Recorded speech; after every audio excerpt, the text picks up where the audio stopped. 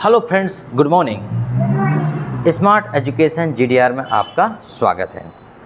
आज 12th class flamingo से मैं एक बहुत ही शानदार पोइट्री, एक पोएम आपको पढ़ाने जा रहा हूँ। पोइट्री से एक बहुत ही शानदार पोएम मैं आपको पढ़ाने जा रहा हूँ और इस पोएम का नाम है कीपिंग क्वाइट।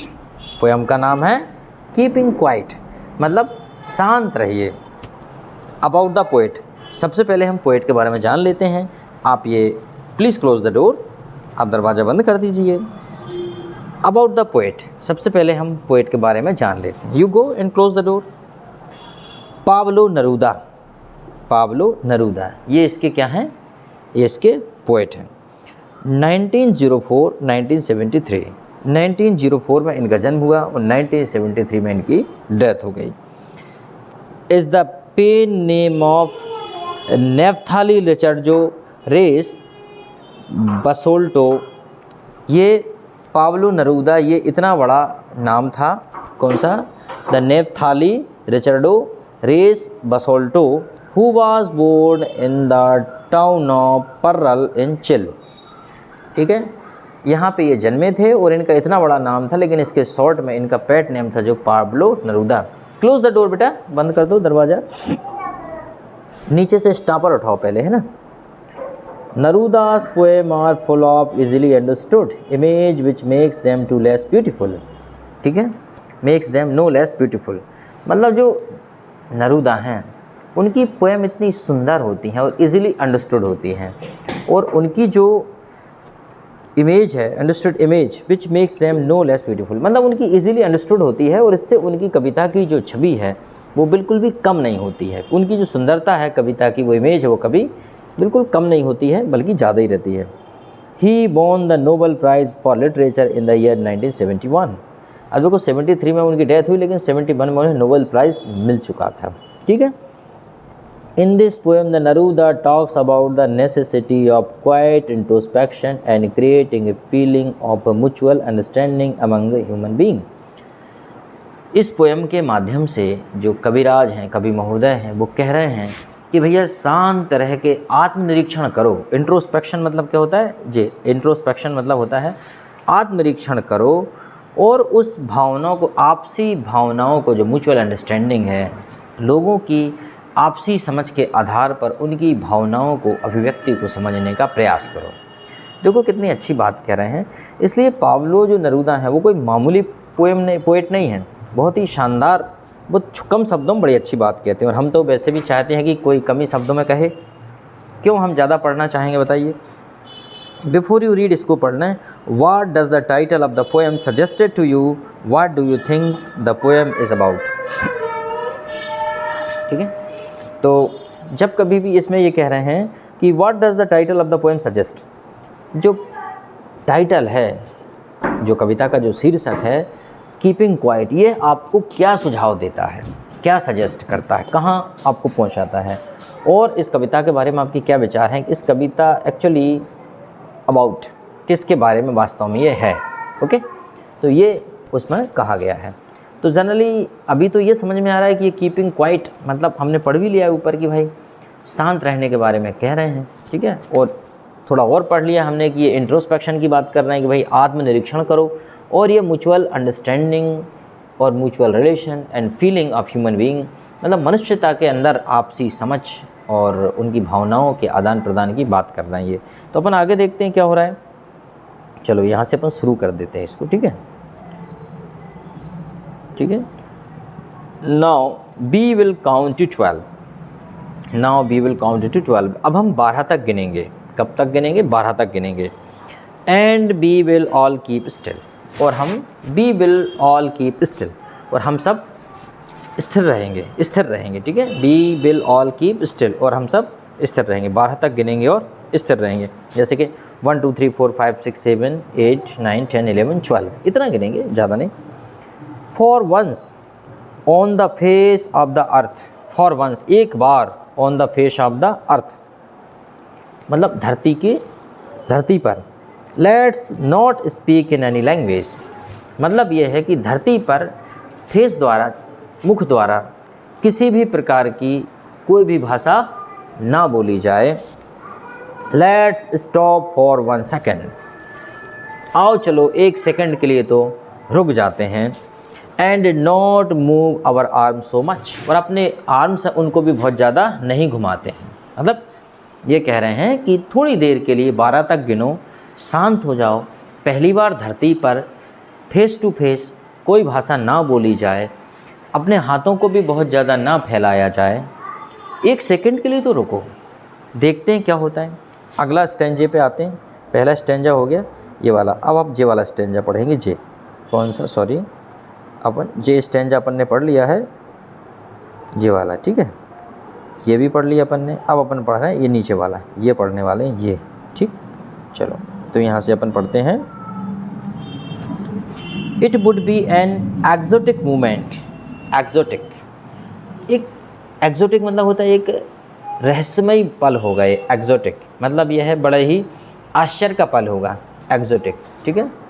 एक पल होगा विदाउट रश विदाउट एंजिन्स, जहाँ पे ना तो भागम भाग होगी, विदाउट रश भीड़ भाड़ होगी, भागम भाग होगी। जो रश किसे बोलते हैं, या ट्रैफिक जाम होता है ना, तो बहुत भागम भाग रहती है, उसे कहते हैं रश, ठीक है। विदाउट इंजन, जहाँ पे कोई मशीन की आवाज़ नहीं होगी, without. It would be an exotic movement, यह बड़ा ही आश्चर्यजनक मूवमेंट होगा, ठीक है, जहाँ पे कोई रश नहीं होगा और विदाउट इंजन, और वहाँ पे कोई मशीन की आवाज़ नहीं होगी। We would all be together, हम सब साथ होंगे। We would all be together in a sudden strangeness, एक अचानक आई एक अजीब सी स्थिति पैदा हो जाएगी कि हम सब साथ होंगे, और वहाँ पे कोई इंजन की आवाज़ नहीं होगी, वहाँ पे कोई भागम भाग नहीं होगी, और बड़े अजीब सी तरीके से हम सब शांत चित्त हो जाएंगे एक दूसरे के साथ, हम सब साथ होंगे। और ये कह रहे हैं। फिर अगला है fisherman in the cold sea would not harm whale. वो जो कह रहे हैं कि रुक जाओ, जो फिशरमैन हैं, जो मछली पकड़ने वाले हैं, कुछ देर के लिए वो भी भेल को कोई नुकसान नहीं पहुंचाएंगे। And the man the gathering salt would look at his hurt hands, और जो लोग इतनी देर में जो लोग समुद्र से जो सॉल्ट बनाते हैं, नमक बनाते हैं, वो भी अपने जो जख्मी हुए हाथों को कम से कम देख लेंगे, जो लगे हैं कम से कंटिन्यू पैसा कंटिन्यू लगे हैं अपने काम में, विकास में। लोगों से बोलो क्यों भैया टाइम है, वो कहते भैया मरने के लिए फुर्सत नहीं है, मरने के लिए फुर्सत नहीं है। सोचो अगर कोई कहे कि मर जाओ तो हमें फुर्सत नहीं है, ठीक है, ऐसी बात लोग कहते हैं। फिर आगे देखते हैं और क्या कह रहे हैं कविराज। Those who prepare green war with gas, wars with fire, victory with no survivors. मतलब ये कह रहे हैं कि उनके लिए जो ग्रीन वार तैयार कर रहे हैं, जो एक हरा युद्ध तैयार कर रहे हैं, विथ फायर आग से, गैस से, और विक्ट्री विथ नो सर्वाइवर, मतलब विक्ट्री विथ मतलब ऐसी जीत की कामना कर रहे हैं वो कि जब कोई बचेगा ही नहीं। मतलब जो युद्ध की तैयारी कर रहे हैं और जीत की तैयारी कर रहे हैं कि हम जीत जाएंगे, लेकिन किस पर जीत करेंगे, नो सर्वाइवर, जब कोई बचेगा ही नहीं तो किस पे जीत की तैयारी करेंगे।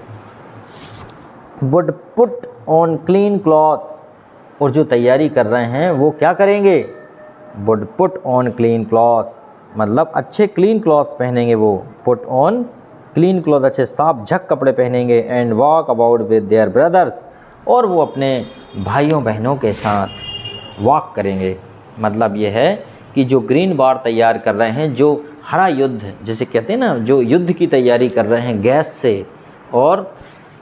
से, आग से, और जो ऐसी जीत की कामना करते हैं कि जिनमें कोई बचेगा ही नहीं।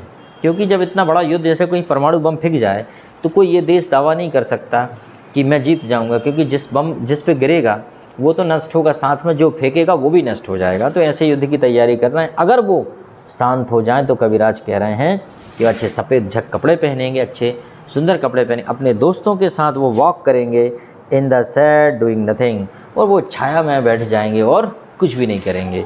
मतलब कितना अच्छा रहेगा अगर ऐसा हो जाए, तो युद्ध की तैयारी कर रहे हैं वो भी ऐसा करेंगे। चलो अगले स्टेंजा पे आते हैं हम लोग, इस पे। What I want should not be confused, जो मैं चाहता हूँ उससे ज़रा भी कन्फ्यूज़ होने की आवश्यकता नहीं है। जो कह रहा है what I want should not be confuse, उससे कन्फ्यूज होने की आवश्यकता नहीं है कि कबीराज क्या कह रहे हैं, ये सब क्या कहना चाहते हैं, कुछ करो ही मत। वो कह रहे हैं विथ टोटल इनएक्टिविटी, उनका मतलब है जो टोटल इनएक्टिविटी की बात कर रहे हैं कि थोड़ी देर निष्क्रिय हो जाओ, उससे वो कह रहे हैं कि चिंतित होने की बात नहीं है। कैसे? Life is what is about, I want no truck with death, no truck, life is what is about. ठीक है, ज़िंदगी जो भी है वो कह रहे हैं ज़िंदगी में मुझे I want no truck with death, मतलब मुझे मौत से कोई लेना देना नहीं है, मतलब मौत से मेरा कोई मतलब नहीं है। I want no truck with life with death, वो कह रहे हैं कि मेरा डेथ से कोई लेना देना नहीं है। वो ये कह रहे हैं if we were not so single minded, अगर हम सिर्फ सिंगल माइंडेड ना हों, सिर्फ अपने बारे में ना सोचें, सिर्फ स्वार्थी ना बने, we are not single minded about keeping our lives moving, अगर अपनी जीवन को चलाने के लिए अगर हम सिंगल माइंडेड ना हों, सिर्फ अपने बारे में ना सोचें, तो and for once could do nothing, और हम खुद के लिए ही कुछ ना करें। वो कह रहे हैं for once could do nothing, वो कह रहे हैं nothing perhaps a huge silence, तो कितनी अच्छी, शायद एक अच्छी बड़ी शांति आ जाए। अगर वो कह रहे हैं कि अगर हम सिंगल माइंडेड ना हों, अपनी जीवन को चलाने के लिए सिर्फ हम स्वार्थी ना बने, सिर्फ अपनी ना चलाएं, कहीं कहीं लोग अपनी चलाते हैं, कहते हैं ना कभी भी दूसरों से वैसे व्यवहार की अपेक्षा जैसे हम करते हैं वैसा व्यवहार हमें स्वयं भी करना चाहिए। ठीक है, लेकिन क्या है अक्सर धरती पर लोग बड़े स्वार्थी अपने बारे में सोचते हैं, खासकर दुष्ट आदमी।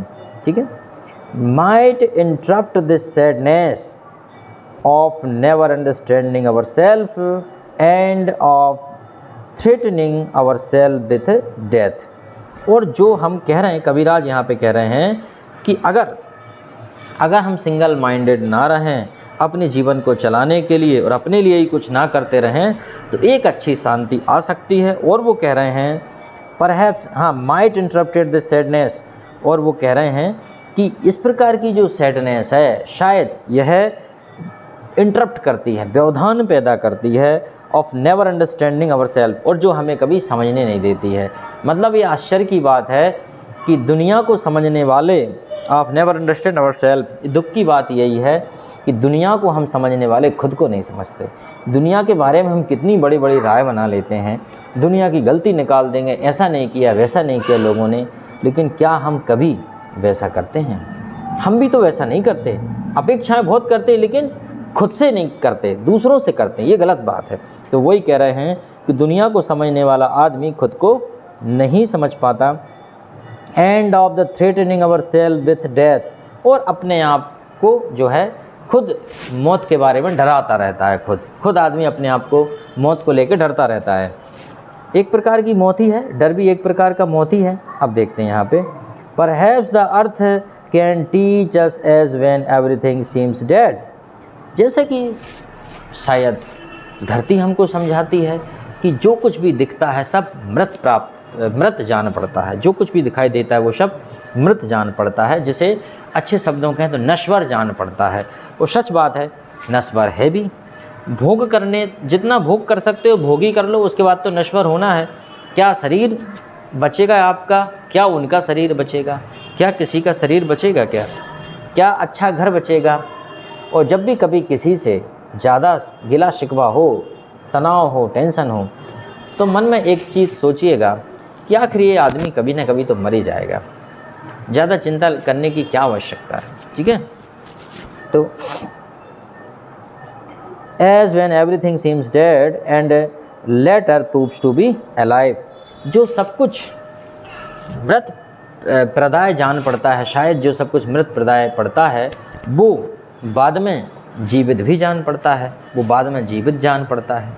तो कभी इस प्रकार की बात कह रहे हैं कि शायद जब आदमी शांत हो जाए, ठीक है, perhaps the earth can teach us, अर्थ ही हमें पढ़ाती है कि व्हेन एवरीथिंग सीम्स डेड, जब हर कुछ मृत जान पड़ता है तो फिर वो खुद ही बाद में जीवित भी जान पड़ता है।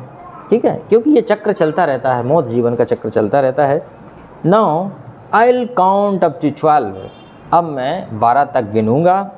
And you keep quiet and I will go, और तुम शांत रहो और मैं चला जाऊंगा। तो वही कह रहे हैं कवि इस पूरी कविता में।